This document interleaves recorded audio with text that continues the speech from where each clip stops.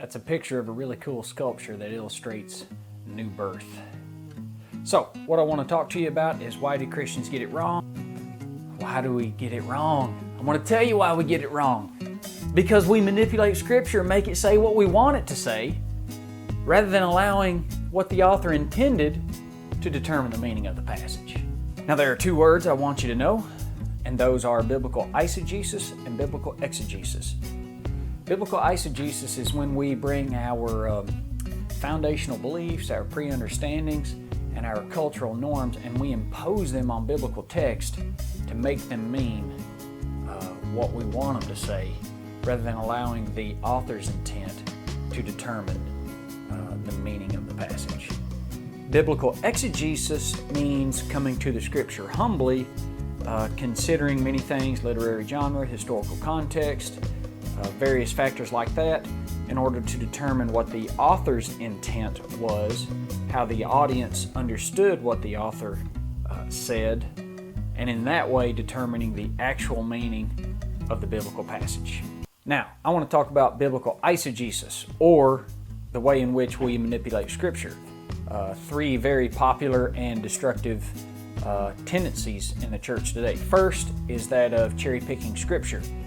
One takes a Scripture from here, another from over there, draws in a few more, and creatively arranges them to formulate an argument that is not genuinely present in Scripture, but actually artificially created.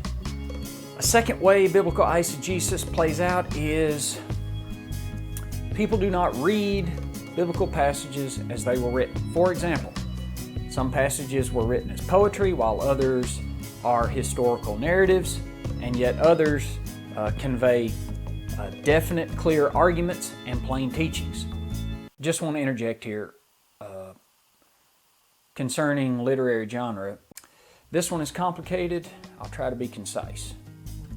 Many of the authors in the New Testament spent considerable time in their letters developing one or two key arguments, and we are unfair to those texts when we pull two or three scriptures out of those arguments and make a proclamation based on them, rather than viewing those few scriptures in the full context of a long, drawn-out, and sometimes even complex argument.